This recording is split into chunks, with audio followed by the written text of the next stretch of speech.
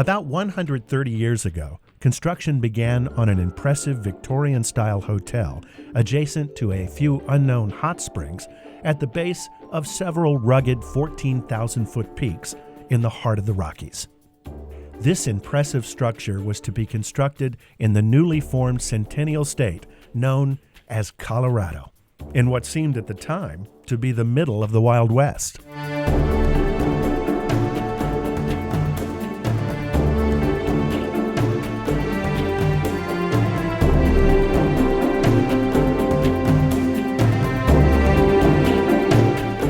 At a time when the railroad was considered a novelty and most people still used horses for basic transportation, this architectural marvel was designed to rival the great European resorts of yesteryear, and its domes were built to impress and scrape the sky.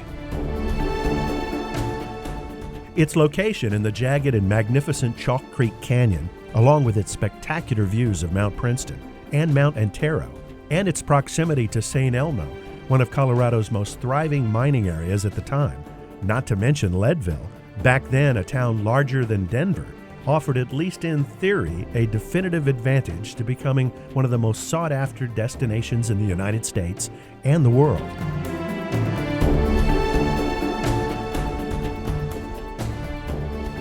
However, despite its architectural splendor, magnificent location, and subsequent upgrades, along with its hot springs that offered remarkable geothermal non-sulfurous waters, this marvelous hotel did not survive the test of time and was an all-too-common example of Colorado's boom and bust history. On the other hand, its amazing waters and the resort concept, well, that's a different story.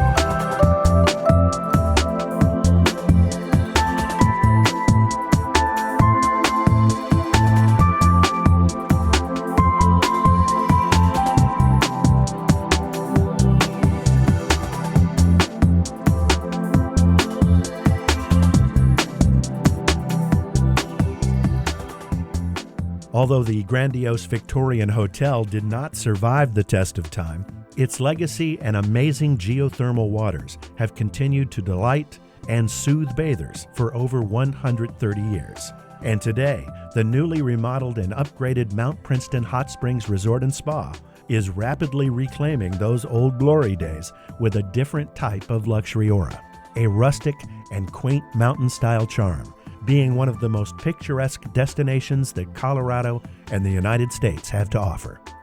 A historical yet modern resort that without doubt would please and make proud those early visionaries who never had a chance to see it come to full fruition. In the summertime, the resort offers no less than 7 geothermal pools of various shapes and sizes, creating an atmosphere that is hard to emulate even by the grand resorts of Europe. The water selections at Mount Princeton Hot Springs Resort are phenomenal. You can choose from the adults-only side, which includes the relaxation pool and the 3 cascading pools, to the all-natural creek. You even have the choice of the historic bathhouse, as well as in the summertime, the upper pool with the 400-foot water slide. Each area varies in temperature, so you really can tailor your experience to what you're looking for. My favorite is the creek. There's nothing like it. The waters here at Mount Princeton contain a very minimal amount of sulfur, so they do not have the smell of eggs, so it creates a really unique hot springs experience. Recently completed, Mount Princeton Resort's new luxurious spa has no less than 8 massage rooms, and like in its early days, provides a wide variety of refined services that help you relax and rejuvenate at the same time. However, if you're more the active type, no need to worry, as Mount Princeton has you covered too. In its effort to continuously improve the quality of service for all of its lodging guests, it now has a multitude of classes, including everything from spinning in one of the new fitness facilities to a wide selection of yoga classes, to even water yoga in warm geothermal yet non-sulfurous water. Mount Princeton is expanding their fitness program. So currently we have a phenomenal water yoga class, which is a huge hit with any guest who walks in the door and our local residents. And we plan to continue our water classes over the course of the summer with a water cardio, a stroke refinement. Doing water classes at Mount Princeton is completely different than anything else you'd experience because the water is different here. It's warm. The environments are beautiful. No matter which pool you're in, you're surrounded by beauty everywhere. For the active vacationer, the resort is the perfect hub and a convenient starting point for just about any type of mountain activity you can think of. From mountain biking its gentle slopes, to ATVing the nearby trails, to any other outdoor recreational activity that you can engage in Colorado's scenic outdoors. And if all of this activity makes you hungry, and you know it will, you can grab a smoothie at the resort's new juice bar, or have a casual dinner at the Mount Princeton Club restaurant, where just as 130 years ago, you can admire and marvel at the surrounding 14,000-foot majestic peaks.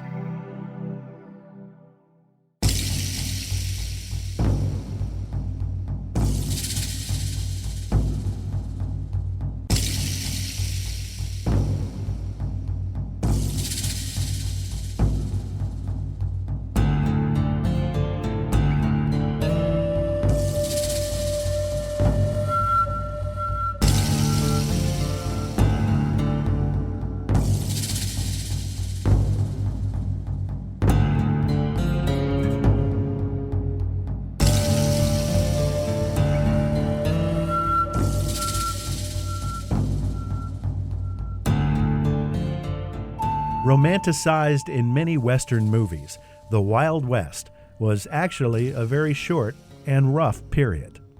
The discovery of gold in Pikes Peak country of the western Kansas Territory, the place that today we commonly refer to as Colorado, created the basis for one of the largest migration of settlers to the Rocky Mountain region. It would be safe to say that over 100,000 gold seekers took part in what turned out to be one of the greatest relocation of human souls in North America's history. Nicknamed the 59ers, referring to 1859, the peak year of what would eventually be known as the Colorado Gold Rush. These fortune hunters often used the motto, Pikes Peak or bust. Interestingly enough, all of this happened quite a few years before Colorado became a territory in 1861.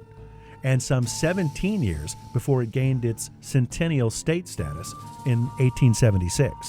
By the mid-1860s, many struck gold and silver deep in the Rockies, including in the Collegiate Peaks area, where a myriad of camps popped up almost overnight. By 1885, at the peak of the mining boom, there were over 50 mines operating at full capacity around St. Elmo, as the Chalk Creek area was one of Colorado's largest and richest mining districts.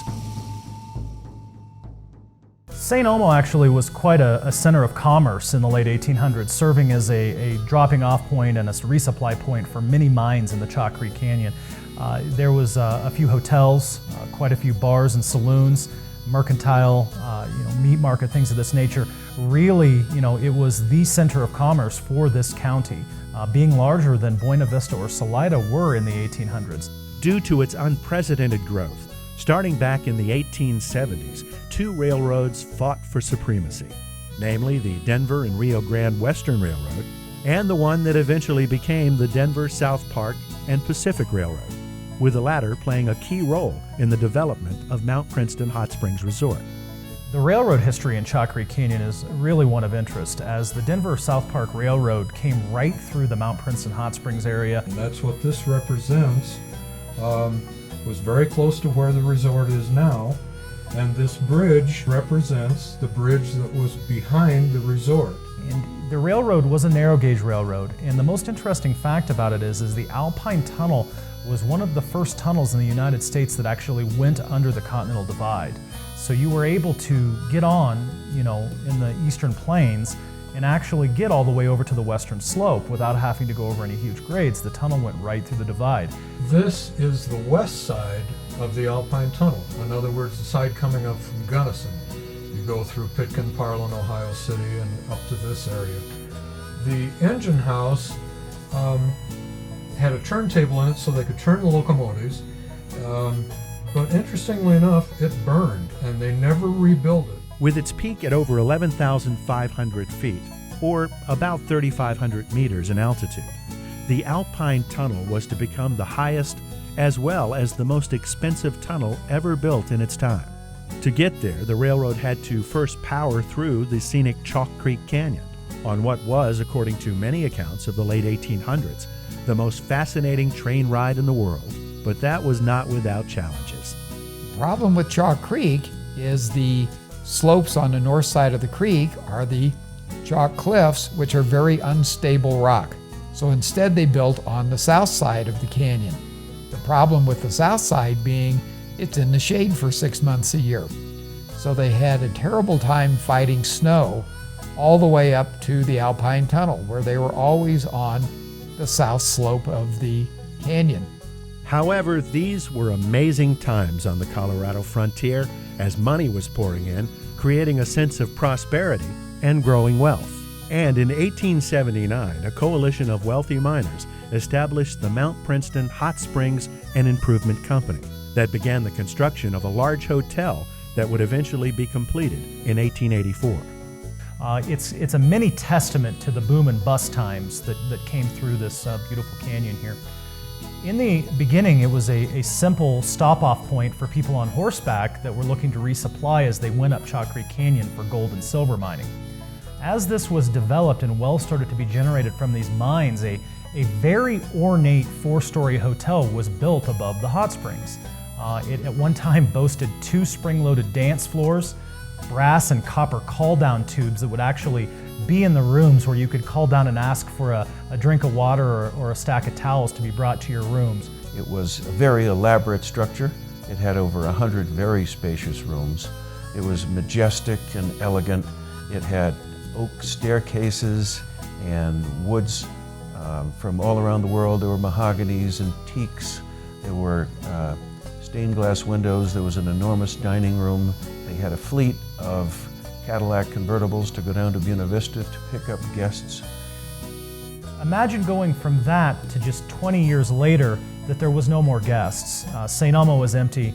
There was no one on the train anymore. The train was no longer profitable. As gold and silver prices dropped, so did the receivership of the hotel and the occupancy at the Mount Princeton Hot Springs Resort.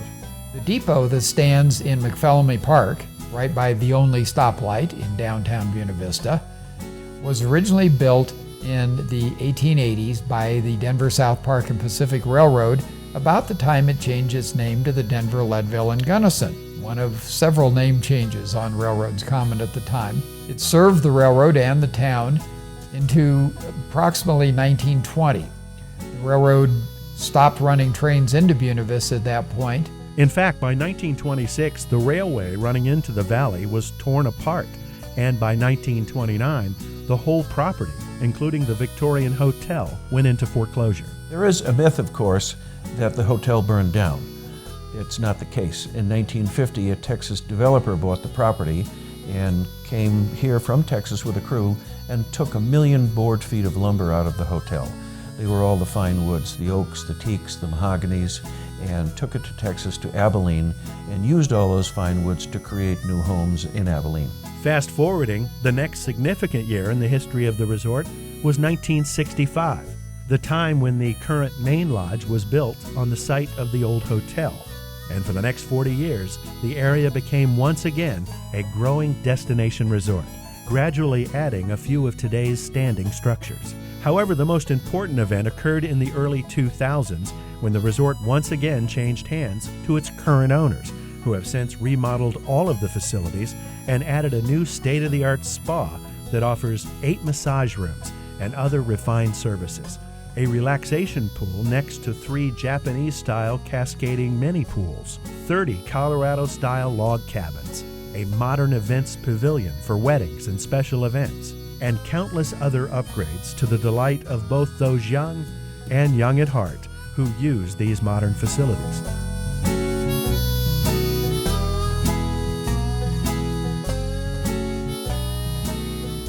The new project is the Estates at Mount Princeton Hot Springs. It is a resort-style living development that's a little bit down the road from the resort, so you kind of get a little removal from the touristy end of the hotel.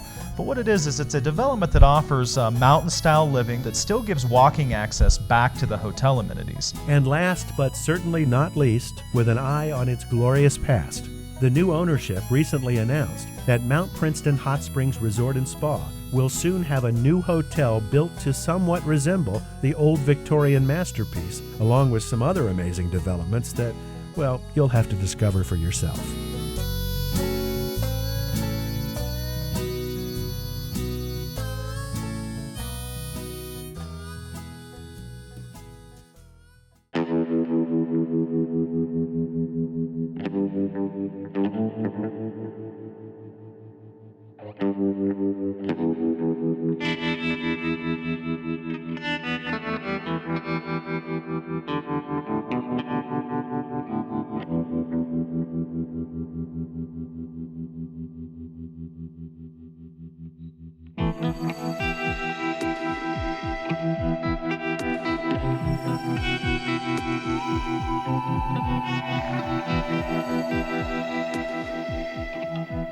Well, we know by now that the remarkable and rejuvenating geothermal waters at Mount Princeton Hot Springs have been used for many generations by various peoples, including the Ute Indians and the early mining pioneers. And we know that over the past 130 years, the resort with the same name has been attracting visitors from all over the world. But have you ever wondered where this water comes from? Why is it warm and geothermal, yet lacks the smell of sulfur that some other hot springs have? Or what makes this part of the Rocky Mountains so different, and what the geology is of the nearby mountain peaks? The alteration, for example, at Chalk Cliffs, which is a prominent feature in the valley at Mount Princeton Hot Springs Resort, is caused actually by earlier larger hydrothermal systems, hot water systems, that occurred before the uplift of the collegiate range along the Saltwhite's Fault Zone. That occurred principally 4 to 6 million years ago. So those rocks were all deep under the surface at that time, and that alteration that created the Chalk Cliffs.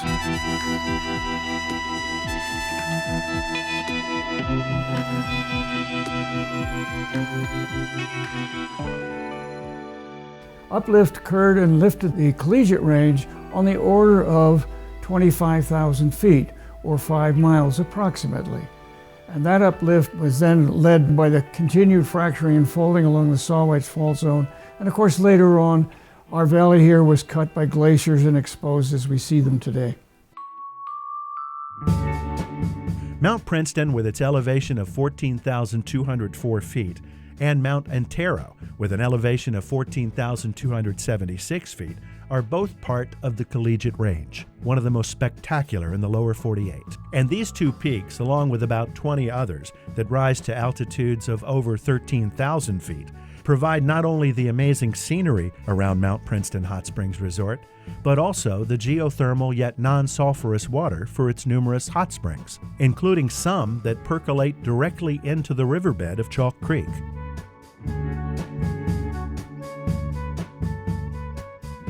The springs at Mount Princeton are located there because it's at an intersection of one of the main fractures parallel to the Saltwhite's Fault Zone, and again the east-west fracturing. Also, some of the water that's coming out of the springs is probably a mixture of all the water of all the springs in the area that are coming down and flowing down Chalk Creek under the surface. This is the lowest point of all the hot springs, lowest elevation point of all the hot springs in the Chalk Creek area. It's important to keep in mind that the waters here are a mixture of the geothermal waters that are actually heated out in the middle of the valley at great depths, greater than 7,000 feet down, along the great Rio Grande Rift Zone, which goes all the way from Leadville to northern Mexico. And that water comes up and then it is mixed with meteoric waters. The meteoric waters are basically rain and snow water. so that the waters that people use, that swim in the pools, all of that water is mixed geothermal and meteoric water. And the fault systems that are running along this black line are a series of fracture zones. And they come down in this picture along across here, and the main water is coming up under the old soaking pool, or present soaking pool, and there's a series of fractures under here that provide the actual water for the little pools that people swim in along Chalk Creek. The heating part of it down along the Rio Grande Rift Zone comes from the fact that along the rift zone where the Earth is pulling apart and been doing so for 25 million years, the hotter mantle rocks are closer to the surface. So waters that get down along those faults gets heated to high temperatures. Although the initial temperatures of the geothermal water is very high, the resort's cooling system allows usage in its pools at manageable temperatures that creates a soothing and rejuvenating experience. The hot springs at Mount Princeton are about 145 degrees Fahrenheit, but that varies between spring runoff, when the meteoric water is higher, and the drier fall. So the temperatures vary about 5 degrees. The spring water is taken out of the springs under the big box built many years ago under the current soaking pool, and is cooled with creek water by those big tanks you see at the end of the pool.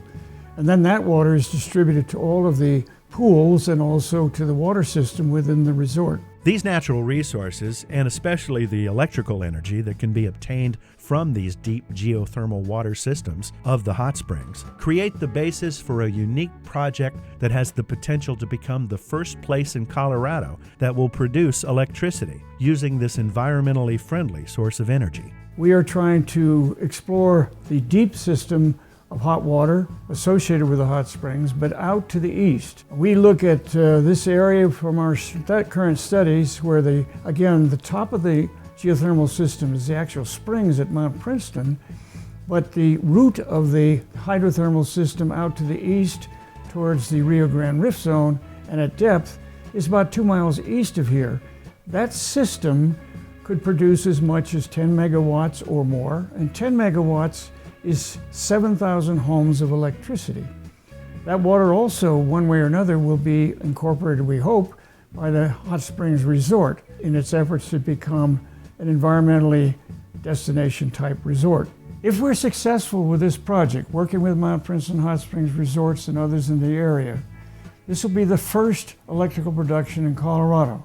Colorado is rich in geothermal heat, but to date, nobody's produced electricity from it. So, now that you know all these interesting facts, make sure you book a cabin or room and stop by and impress everyone with your historical knowledge of this fascinating and beautiful resort.